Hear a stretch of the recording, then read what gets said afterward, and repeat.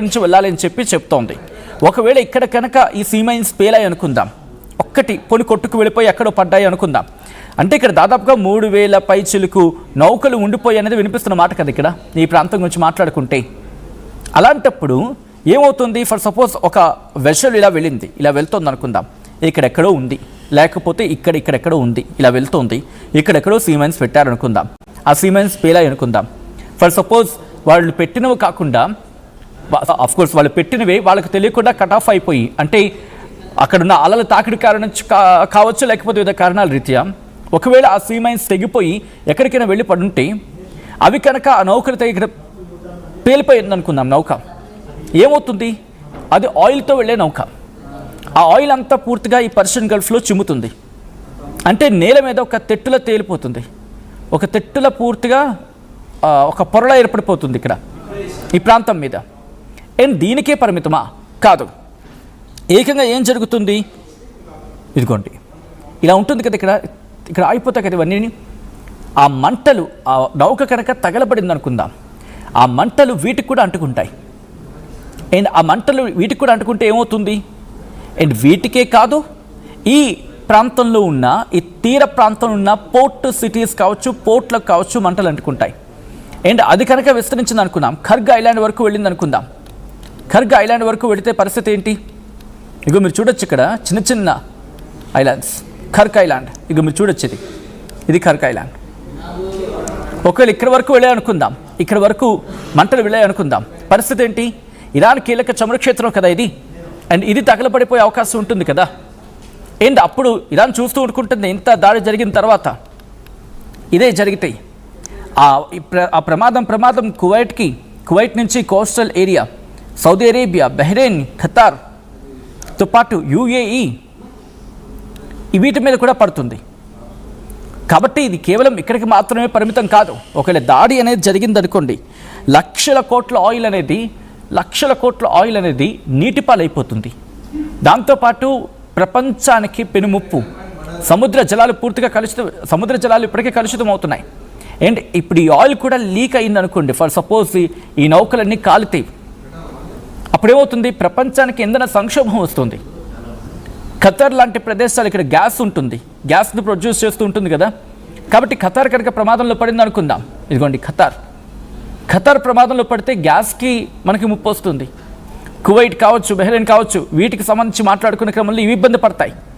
ఈ ప్రాంతాలు మంటలు చిక్కుకునే ప్రమాదం ఉంటుంది. అండ్ అటువంటి సిచ్యువేషన్ వచ్చింది అనుకుందాం, ఏముంది, దాదాపుగా ప్రపంచ ఇంధనం 20-30% ఇక్కడే డిపెండ్ అవుతుంది.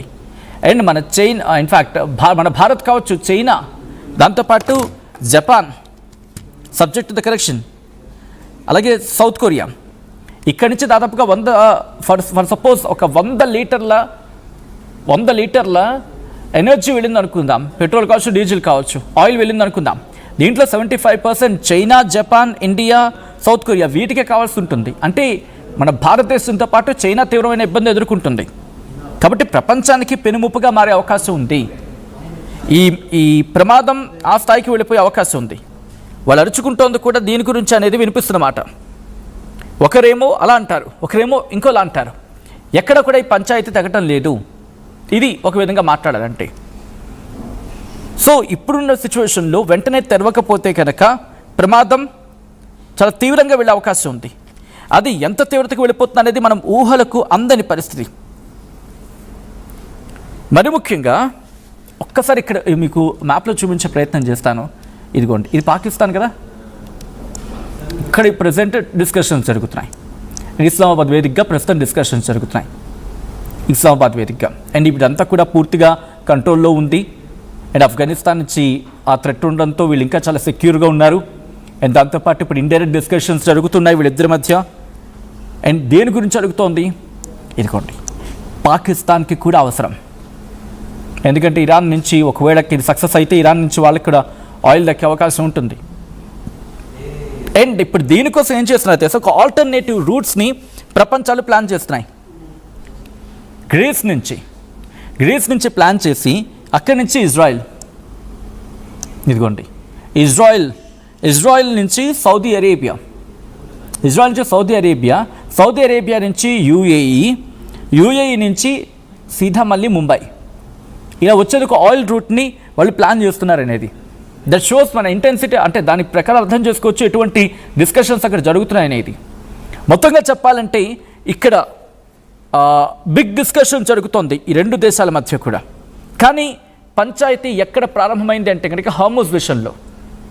తెరుచుకోవాలి, బట్ తెరుచుకుంటే ప్రమాదమా?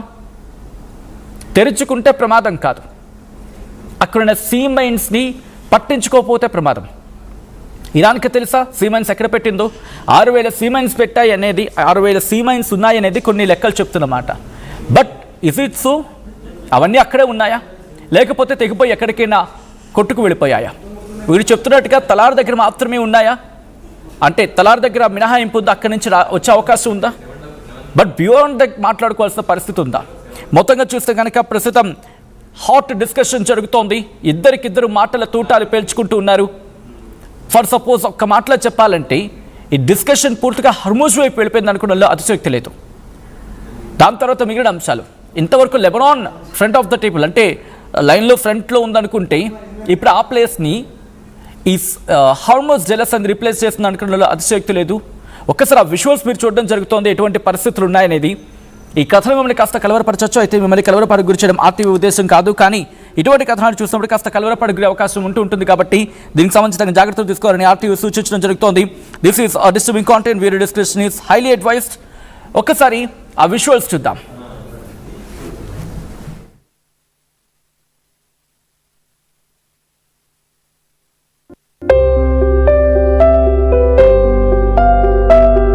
చిన్న చిన్న ఆనందాలు 35 ఏళ్లుగా నా జీవితంలో లేవు. 35 ఏళ్లుగా నేను డైపర్లలో బ్రతికాను. 6 సెంటీమీటర్ల ఫిస్టులా నా మూత్రాశయంలో లీక్ కారణమైంది. ఎవరూ నాకు సహాయం చేయలేకపోయారు. ఏఐఎన్యూలో వైద్యులను కలిసే వరకు. అక్కడ వారు రోబోటిక్ శస్త్రచికిత్సతో నాకు పరిష్కారం ఇచ్చారు. వారు నా ఆత్మవిశ్వాసాన్ని కూడా తిరిగిచ్చారు. Precision Care makes it possible. The Center for Robotic Surgery at AINU.